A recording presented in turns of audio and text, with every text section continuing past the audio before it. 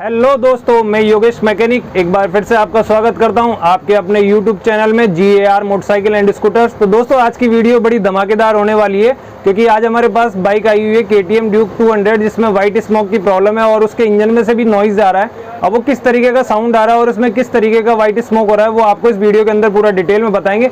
साथ ही दोस्तों इस वीडियो के अंदर हम आपको एक एक चीज़ें पूरी क्लियर डिटेल से बताएंगे कि इसका इंजन गाड़ी से अलग करते समय हमें किन किन चीज़ों का और बारीकियों का ध्यान रखना है। साथ में इसके इंजन वाइट स्मोक को दूर करने के लिए हमें क्या क्या चीज़ें इसमें रिप्लेस करनी है और किन चीज़ों को हमें ओके करके सही करके लगाना है। इसकी टाइमिंग, इसकी सिम एडजस्टमेंट, वाल clearance, piston cylinder kit change और टाइमिंग चेंज, क्लच का पूरा कंप्लीट वर्क पूरा डिटेल में वीडियो का होने वाला है। तो वीडियो स्किप ना करें, वीडियो बड़ी मजेदार होने वाली है। तो पहले मैं आपको गाड़ी दिखाता हूँ, उसको स्टार्ट करके उसमें किस तरीके का साउंड आ रहा है और फिर उसके बाद उसका इंजन डिसमेंटल करते हैं और फिर मिलते हैं अगले सेकंड पार्ट में। दोस्तों इस वीडियो के अंदर हम पार्ट 1 बनाएंगे जिसके अंदर हम सिर्फ इंजन डिसमेंटल करते समय किन किन चीज़ों का ध्यान रखना है वो सारी चीज़ें पूरी डिटेल से बताएंगे। इसका पार्ट 2 जल्दी आएगा जिसके अंदर हम इंजन फिटिंग के ऊपर कंप्लीट गाइड के साथ वीडियो बनाएंगे। तो चलिए फटाफट से गाड़ी स्टार्ट करते हैं और आपको दिखाते हैं इसमें किस तरीके का स्मोक आ रहा है और हमें क्या क्या चीज़ें चेंज करनी है।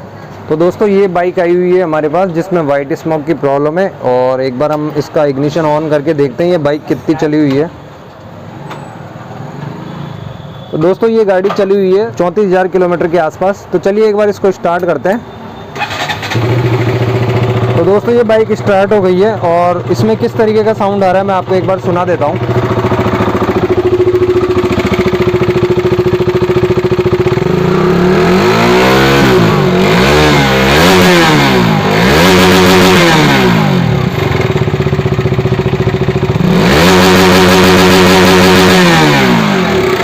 तो दोस्तों इसमें कुछ इस तरीके का साउंड आ रहा है और इसके इंजन में से भी नॉइज़ आ रहा है और साथ में वाइट स्मोक भी कर रही है।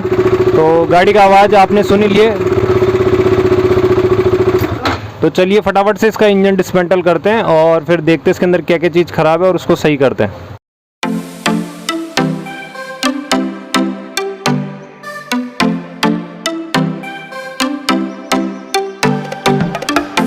तो दोस्तों इसका इंजन बाइक से अलग करने के लिए हमें सबसे पहले इसकी सीटें ओपन करी, उसके बाद इसका टैंक का काउल हमने हटाया, साथ में इसका पेट्रोल टैंक का लॉक भी हमने हटा दिया है। अब उसके बाद इसकी टंकी की काउल है वो हटाने जा रहे हैं और उसके बाद इसकी जो नीचे की जो मेन टंकी है जिसमें हम फ्यूल रखते हैं वो हमें दिखने लग जाएगी कुछ इस तरीके से। ये दिखी हटने के बाद दोस्तों अब हम ये टंकी हटाएंगे, इसका ये ECU हटाएंगे, उसके बाद इसकी थ्रोटल बॉडी अलग करेंगे, इसका एयर फिल्टर पीछे करेंगे, उसके बाद इसका रेडिएटर, कूलेंट और साइलेंसर की फिटिंग हटाएंगे और उसके बाद इसका इंजन नीचे गाड़ी से अलग करेंगे और फिर उसको डिसमेंटल करेंगे।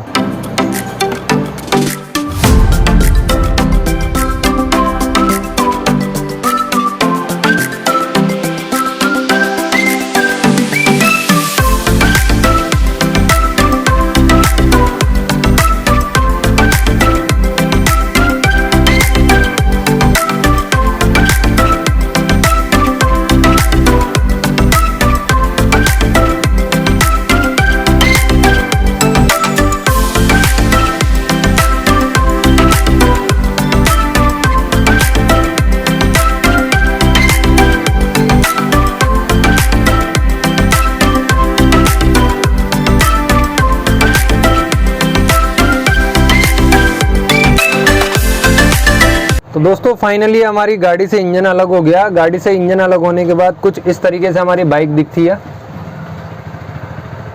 बिल्कुल कंकाल की जैसे बाइक दिखती है, जैसे इसमें कुछ हो ही नहीं। अभी इसके अंदर सिर्फ चेचिस और दोनों व्हील बचे हुए हैं, इंजन ये हमारा नीचे है। अब बाइक को हटाते हैं और इंजन को डिसमेंटल करते हैं और फिर देखते हैं इसमें क्या क्या चीज़ ख़राब है जिस वजह से ये वाइट स्मोक कर रही थी और इसमें नॉइस किस कारण आ रहा था वो सब चीज़ें अब ओपन करके देखते हैं और फिर आपको बताते हैं। ये तो सबसे पहले ये हेड के टॉप कवर के ये 4 बोल्ट है 10 mm के, इनको हम खोल लेते हैं और फिर उसके बाद ये टॉप कवर ऊपर आ जाएगा और फिर उसके बाद देखते हैं इसके अंदर क्या है।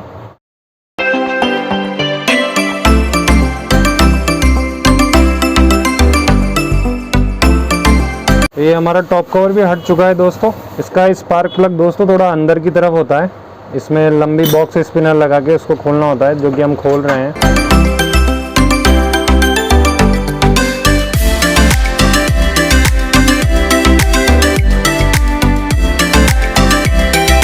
दोस्तों इसके केम होल्डर को हटाने के लिए हमें ये 8 mm के 8 नंबर के 8 बोल्ट है, इनको खोलना पड़ेगा और 2 बोल्ट ये इसके चेन गाइड के हैं जो भी हमें हटाने पड़ेंगे और इसको खोलने के बाद हमारा ये केम होल्डर है जो बाहर आ जाएगा, जिससे हमारी केम के रोकर और केम शाफ्ट दोनों बाहर इजीली बाहर आ सकेगी। तो ये हमने 8 बोल्ट ओपन कर दिए हैं। अब इनको हटाते हैं और इसका फिर केम होल्डर निकालेंगे और हल्के हाथों से इसको स्क्रू ड्राइवर की मदद से चारों तरफ से हल्का हल्का लूज कर लेंगे, जिससे ये आसानी से हट जाएगा। ये हमारा हट चुका है केम होल्डर।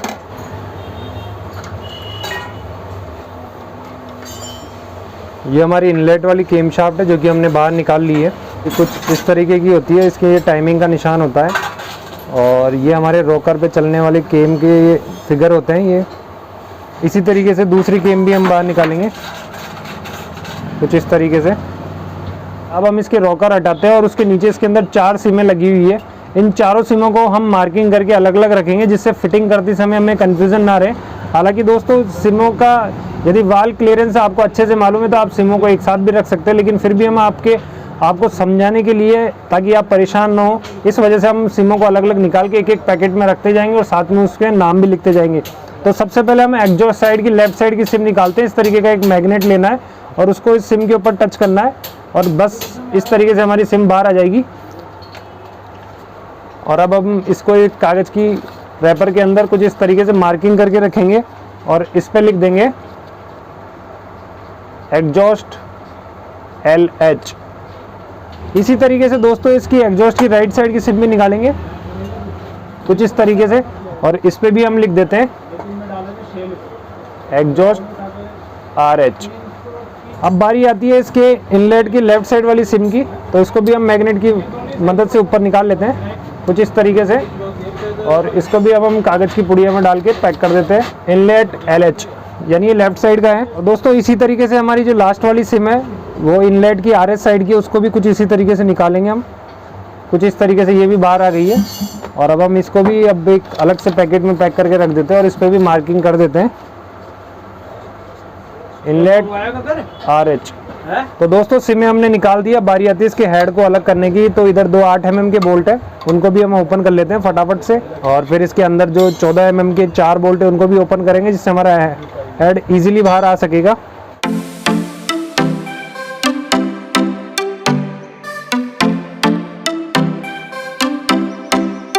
तो ये चारों स्टड हमने ओपन कर दिए हैं। अब हमारा हेड हटाते हैं हम। तो दोस्तों ये हमने हेड ओपन कर दिया है। इस पर ये पिस्टन के ऊपर ये पूरा कार्बन आ रहा है जो कि हमारी वाइट स्मोक का रीज़न था। और ये हमारे वालों के ऊपर भी ये जो ऑयल का कार्बन आ रहा है, ये इस वजह से हमारी गाड़ी वाइट स्मोक कर रही थी, यानी ये गाड़ी ऑयल खा रही थी। इसलिए अब हम इनके अंदर वालों का भी रिप्लेसमेंट करेंगे, साथ में इसकी गाड़ी चेक करेंगे, वॉल सील चेंज करेंगे और ब्लॉक किट हम इसके अंदर चेंज करने वाले हैं। तो एक बार हम ब्लॉक को बाहर निकालते हैं और उसके बाद इसकी क्रेन की पोजीशन भी चेक कर लेते हैं। ये हमारा चेन गाइड है जो कि हमने बाहर निकाल लिया है। और ये 2 हमारी डाउले लगी हुई है जिनको हम बाहर निकाल लेते हैं और ये इजीली बाहर आ जाएगा।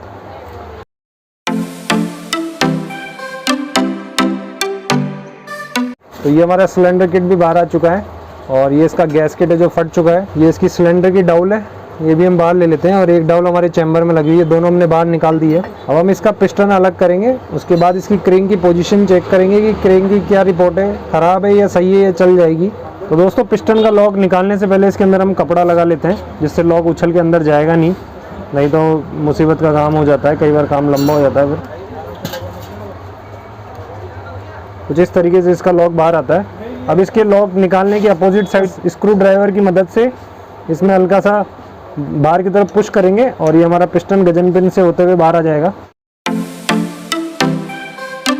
और ये हमारा पिस्टन बाहर आ चुका है। इसकी कुछ इस तरीके की हालत हो रही है, ये बिल्कुल ख़राब हो चुका है। और अब हम इसकी क्रेंग चेक करेंगे।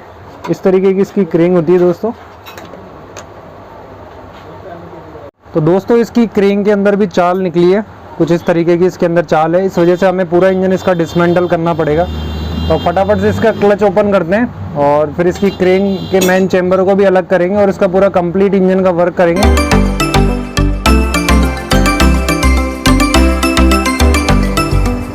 तो ये स्प्रिंग है, ये भी हम हटा देते हैं इसकी। दोस्तों इसके क्लच के नट के अंदर कट बना हुआ है, यहाँ कुछ इस तरीके का इसमें लाइन बनी हुई है। इससे ये समझ में आता है कि जिस भी बजाज की या KTM जैसी गाड़ियों के अंदर क्लच के नट के अंदर अगर कट बना हुआ है तो उसका मतलब है उसके अंदर उल्टी चूड़ी है। तो चलिए इसको भी ओपन करते हैं।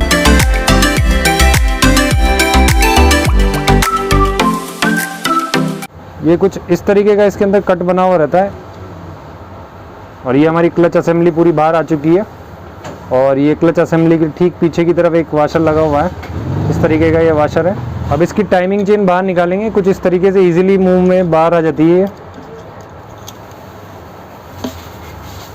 और ये इसका क्लच कटोरा है।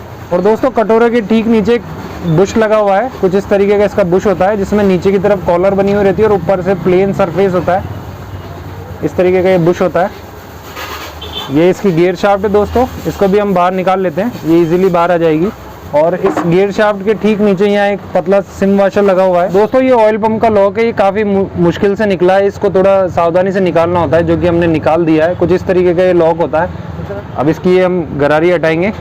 अब ये ऑयल पंप के 8 mm के 3 बोल्ट है, वो तीनों भी हम ओपन कर लेते हैं।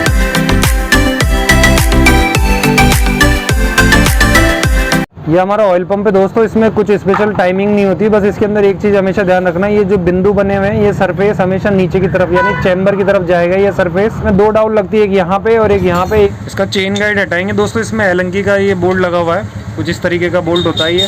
इसी तरीके से हमारे गियर चेंजर के ऊपर ये स्टार बना हुआ है, इसमें भी एलंकी का बोल्ट होता है, इसको भी हम खोल लेते हैं।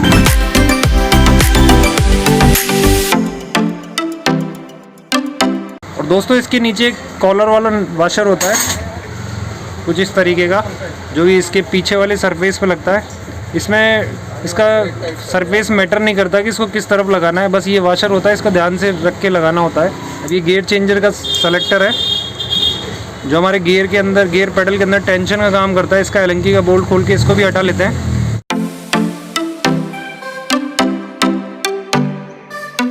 दोस्तों इसमें एक लीवर होता है और एक स्प्रिंग और एक एलंकी का बोल्ट कॉलर वाला, ये, और नीचे एक वाशर लगा हुआ रहता है, ये भी हमने निकाल दिया है। दोस्तों अब इसका क्रेन के वेट का बोल्ट खोलना है, जो कि अब हम खोलेंगे। इसमें सीधी चूड़ी होती है और ऊपर हमने क्रेन को रोकने के लिए क्रेन का एक टूल आता है, वो लगा रखा है, कुछ इस तरीके का इसका टूल होता है। अब फटाफट से इस नट को भी ओपन कर लेते हैं।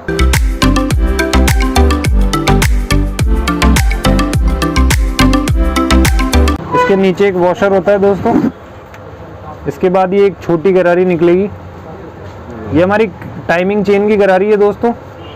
ये क्रेन के अंदर एक चाबी के टाइप का कुछ बना हुआ रहता है, उसके अंदर लॉक होती है। और दोस्तों ये हमारी क्रेन की टाइमिंग होती है। इस गरारी के ऊपर एक एरो बना हुआ रहता है, इस जगह पे ये एरो बना हुआ है, और चैम्बर के ऊपर भी एक सरफेस बना हुआ है जिसके ऊपर मार्किंग करी हुई है, आपको दिख रही होगी। ये जब भी आप इसकी फिटिंग करें तो इसके अलाइन होना चाहिए। इसको भी हम बाहर निकाल लेते हैं। इसी तरीके का गियर दोस्तों ये पल्सर बाइक के अंदर आता है, उसमें भी ये मार्किंग बनी हुई रहती है, ठीक उसी तरीके की इसके अंदर भी मार्किंग है। और इसके अंदर भी कट बना हुआ है और इसके अंदर एक चाबी होती है, उस चाबी के अंदर ये कट फंसता है जिससे ये लॉक हो जाती है। अब हम इसकी चाबी को बाहर निकालेंगे। तो ये है चंदा मामा जैसी चाबी। तो दोस्तों अब इसका ऑयल फिल्टर भी हटाते हैं, उसके ऊपर की प्लेट हटाते हैं, इसमें 2 8 mm की बोल्ट है, उसको ओपन करते हैं और इसकी प्लेट हटा के इसका ऑयल फिल्टर हटाएंगे। इसके बाद हमारे क्लच की साइड का पूरा कंप्लीट काम हो जाएगा। फिर हम मैग्नेट की तरफ बढ़ेंगे।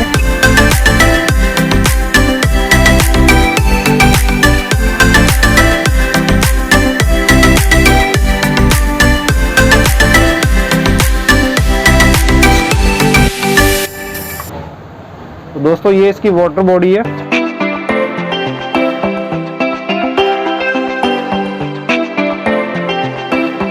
तो दोस्तों इसका वाटर पंप का फैन भी खोल दिया है हमने, ये इस तरीके का होता है जो वाटर कूलेंट को रोटेट करता है। तो दोस्तों हमारा क्लच की साइड का पूरा ओवरऑल कंप्लीट काम हो गया है। क्लच की तरफ का सारा सामान हमने अच्छे से खोल दिया है। अब बारी आती है इसके मैग्नेट ओपन करने की। तो मैग्नेट के सारे बोल्ट हमने लूज कर दिए हैं, अब उनको बाहर निकालना है। साथ में ये स्पॉकेट का एक गार्ड लगा हुआ है, इसके भी 3-4 पेचकस वाले स्क्रू हैं, उनको भी बाहर निकालते हैं। और फिर इसका मैग्नेट भी हम बाहर करेंगे इंजन से।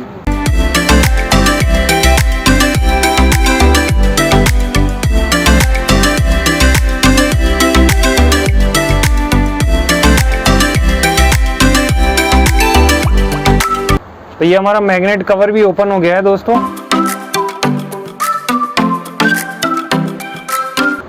ये दोस्तों हमारा मैग्नेट का नट ओपन हो गया है। इसमें लॉकटाइट लगा हुआ था, बोल्ट के जो थ्रेड्स है उसमें लॉकटाइट होने की वजह से ये थोड़ा टाइट खुलता है। ये लॉकटाइट की वजह से ही दोस्तों इंजन में जो वाइब्रेशन होता है वो कम होता है। तो दोस्तों मैग्नेट को बाहर निकालने से पहले इसमें यहाँ एक पत्ती लगी हुई है और उसमें 10 mm का एक 8 नंबर का बोल्ट लगा हुआ है, उसकी पत्ती हटाएंगे। उस पिकअप कॉइल के दोनों बोल्ट खोलने के बाद फिर हम मैग्नेट को ऊपर लेंगे। मैग्नेट को मैंने कूलर से लूज़ कर दिया, बस इसको बाहर ही निकालना रह गया है बाकी।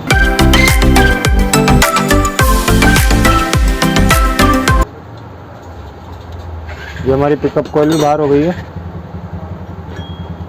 ये हमारा मैग्नेट भी बाहर आ गया है। ये इसका 1 वे गियर है जो हमारे सेल्फ लगने के बाद मैग्नेट को घुमाता है, वो वाला गियर है ये एक तरफ फ्री घूमता है दोस्तों और एक तरफ मैग्नेट को घुमाता है, यानी इंजन को मूव करता है।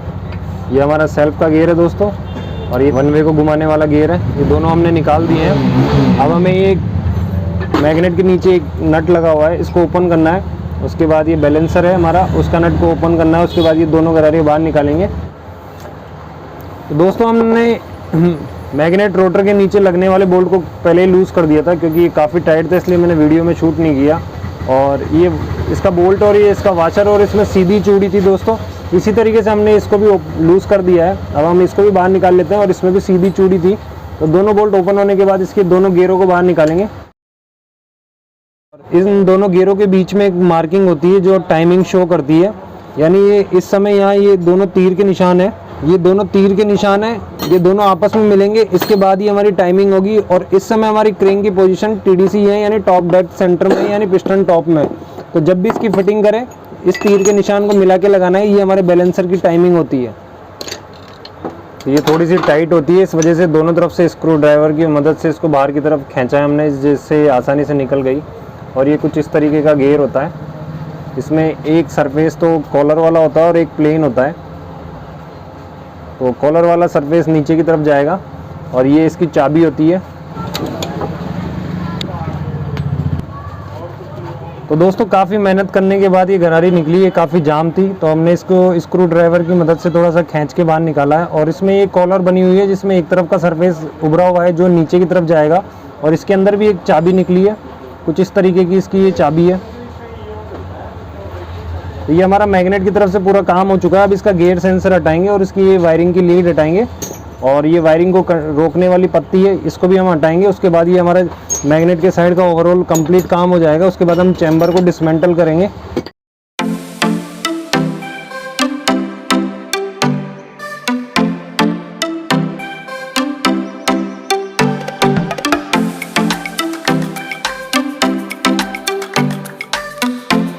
तो ये हमारा गियर पोजीशन सेंसर होता है जो हमारे गियर शिफ्टिंग को शो करता है कि गियर कौन से गियर में गाड़ी चल रही है। तो ये हमने हटा दिया है, इसको अलग रख देते हैं। दोस्तों ये दोनों बेली पेन की क्लिप है, इनको हम हटा देते हैं ताकि चैम्बर हमारे अलग करने में हमें आसानी होगी।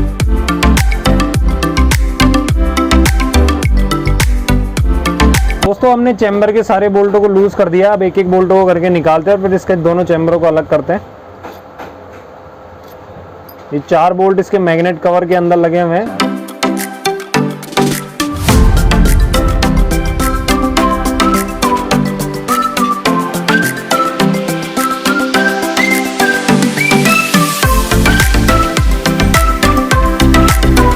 तो दोस्तों ये मेन चैम्बर हमारा ओपन हो चुका है, और ये हमारा बैलेंसर है, ये हमारी क्रेन है जो हम रिप्लेस करने वाले हैं। साथ में ये हमारी काउंटर शाफ्ट, ये आउटपुट शाफ्ट है, ये गियर चेंजर है, और ये गियर चेंजर की दोनों पिन है और इनमें सिलेक्टर लगा हुआ है। अब हम गियरों को डिसमेंटल करते हैं, और यहाँ सिलेक्टर पे एक स्प्रिंग लगी हुई है दोस्तों। तो दोस्तों अब हम गियरों को डिसमेंटल करते हैं। ये हमारा इनपुट शाफ्ट का ऊपर का वाशर था वो हमने अलग कर दिया है, और ये हमारे गियर चेंजर की एक पिन के अंदर स्प्रिंग थी वो भी हमने निकाल दी है। अब इसके दोनों गियर चेंजर की पिनें निकालते हैं। ये हमारा गियर सिलेक्टर है, ये दूसरा गियर सिलेक्टर की पिन, ये हमारा एक गियर सिलेक्टर। इनपुट शाफ्ट के दोनों गियर निकल गए हैं। ये हमारी आउटपुट शाफ्ट है, ये हमारा आउटपुट शाफ्ट का एक गियर, और ये इसका गियर सिलेक्टर, और ये मेन आउटपुट शाफ्ट का लास्ट का गियर है दोस्तों। और इसके नीचे एक वाशर है, और इसमें ऊपर भी एक वाशर है दोस्तों कॉलर वाला, जिसका कॉलर वाले वाशर का सरफेस हमारे मैग्नेट चैम्बर की तरफ रहेगा ऊपर की तरफ। और ये हमारी इनपुट शाफ्ट है। और दोस्तों जिस गियर चेंजर की पिन में स्प्रिंग थी उसी चेंजर की पिन के नीचे भी स्प्रिंग है, यानी एक ही पिन के अंदर स्प्रिंग है, इसके अंदर 2 स्प्रिंग है और ये हमारा पूरा गियर गुच्छा बाहर आ चुका है। ये कुछ इस तरीके से जुड़ता है दोस्तों गियर हमारा लगने के बाद। तो फाइनली दोस्तों हमारा गियर डिसमेंटल हो चुका है। अब हम इसकी क्रेन को बाहर निकालते हैं, साथ में बैलेंसर को भी बाहर निकालेंगे। तो ये हमारी क्रेन बाहर आ चुकी है और इसमें क्या खराबी थी जिस वजह से हमें पूरा इंजन खोलना पड़ा, तो मैं आपको सुना देता हूँ। इसमें ये साउंड आ रहा था दोस्तों, और ये हमारा गियर ड्रम है, तो इसको भी हम बाहर निकाल लेते हैं। तो फाइनली दोस्तों हमारा इंजन डिसमेंटलिंग का कंप्लीट काम हो चुका है और इस गाड़ी के अंदर डलने वाला है। इसके अंदर क्रेन नहीं डलेगी, ब्लॉक किट डलेगा, वाल्व डलेंगे, timing chain tensioner, packing, oil seal, coolant, engine oil, clutch assembly, complete engine work होगा। तो दोस्तों इसका ये पहला पार्ट था जिसके अंदर हमने इंजन डिसमेंटलिंग करा, और अब इसका जल्दी दूसरा पार्ट आएगा जिसके अंदर इंजन रिबिल्ड का वीडियो डालेंगे। तो दोस्तों इसी तरीके की वीडियो हम हमारे चैनल पर डालते रहते हैं। यदि आपको वीडियो अच्छा लगा हो तो इसे लाइक करें, शेयर करें, कमेंट करें और चैनल जरूर सब्सक्राइब करें। मिलते हैं इसी तरीके की किसी नॉलेजफुल और दिलचस्प वीडियो के साथ। तब तक के लिए नमस्कार, जय हिंद, गुड बाय।